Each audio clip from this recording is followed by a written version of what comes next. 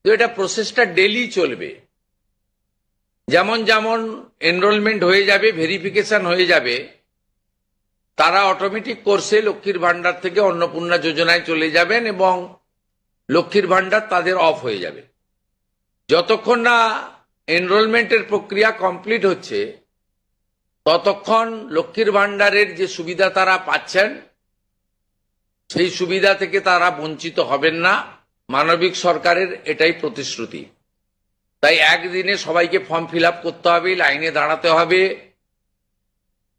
হুড়োহুড়ি করতে হবে, সব কাজ ফেলে আজকেই না করলে কালকে বঞ্চিত হব, এটা নয়। এটা একটা পার্মানেন্ট আপনাদেরকে বেনিফিট সরকার দিচ্ছে তার নিজস্ব কোষাগারের অর্থ। তাই আপনাদেরও সহযোগিতা এবং ধৈর্য এবং পুরো প্রক্রিয়ায় এই ব্যবস্থার সঙ্গে আপনারা করবেন। আমরা আপাতত 1 জুন থেকে, কাল থেকেই শুরু হচ্ছে, কিন্তু 1 জুন থেকে 90 দিন এই প্রক্রিয়াটা চালাবো।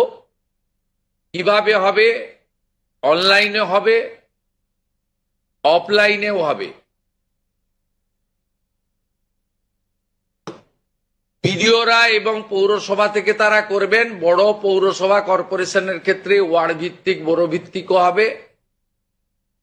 এবং আমাদের পঞ্চায়েতের সঙ্গে যুক্ত আধিকারিকরা, সুপারভাইজার বা অন্যরা বাড়ি বাড়ি গিয়েও একটা 30 দিনের ড্রাইভ দেবেন। যারা অনলাইন বা অফলাইনে ফিল আপ করতে পারবেন না তারা বাড়ি বাড়ি গিয়েও করবেন। মূলত আপনাদের একটা উদাহরণ দিই আমি। এই মুহূর্তে লক্ষ্মীর ভান্ডার পাচ্ছেন রাকিবুল শেখ, তার পিতার নাম মনসুর শেখ, তার বাড়ি হচ্ছে শিয়ালমারা, পোস্ট হচ্ছে বহরমপুরের রাদারঘাট। তিনি রাদারঘাট 1 নম্বর জিপি, তার এপিক নাম্বার হচ্ছে SAF 1242254।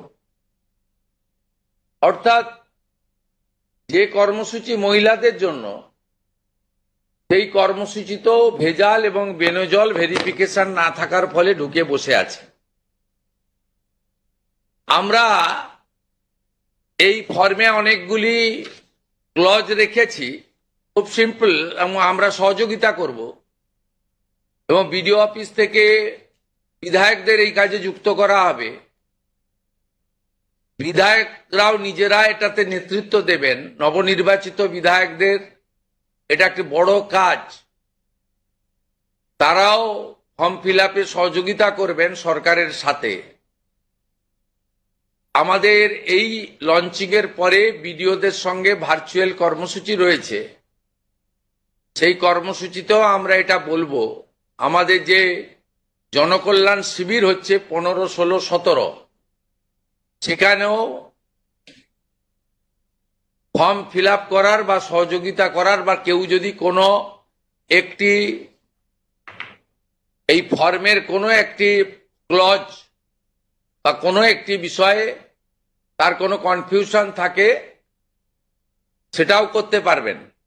আমরা এটাতে অন্নপূর্ণা যোজনার বেনিফিট যেমন দেব, তেমনি ফ্যামিলি ডাটাও সংগ্রহ আমরা এটাতে নতুন সরকার নতুনভাবে সংগ্রহ করতে চাই। আপনাদের সকলের সহযোগিতা প্রার্থনা করি।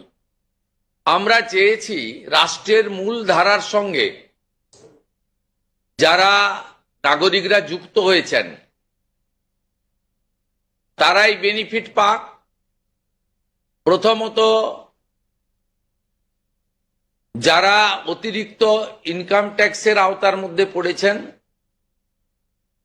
তারা, অর্থাৎ এখন ইনকাম ট্যাক্সের সিলিং জানেন আপনারা, আমি আর উল্লেখ করছি না। সেক্ষেত্রে কোনোভাবে প্রকৃত প্রাপক ছাড়া যাতে না পায়, সকলকেই আমরা দিতে চাই। এবং যারা রাষ্ট্রের মূল ধারা, রাষ্ট্রের নীতি, রাষ্ট্রের নিয়ম ইত্যাদি মেনে যারা চলছেন, এ প্রকৃত ভারতীয় রাষ্ট্রবাদী এবং আর্থিকভাবে দুর্বল, নারী শক্তি, মাতৃশক্তি, তারা যুক্ত হন, আবেদন করুন এবং আমাদের সহযোগিতা করুন। আমরা এই ফর্ম খানিক পরেই ওয়েবসাইটে দিয়ে দেব। আমাদের মাননীয় মন্ত্রী অগ্নিমিত্রা পাল মহোদয়া এবং মাননীয় মুখ্য সচিব মনোজ আগরওয়াল মহোদয় পুরো ব্যবস্থাটাকে, প্রক্রিয়াটাকে সুন্দরভাবে পরিচালনার কাজ করবেন। একদিকে প্রশাসন, একদিকে জনপ্রতিনিধি, এবং এই কর্মসূচি, এই ফর্ম লঞ্চিংটা আমরা করলাম। আর আগামী সোমবার থেকেই আমাদের সরকারি বাসে মহিলাদের ফ্রি কর্মসূচি চালু হচ্ছে।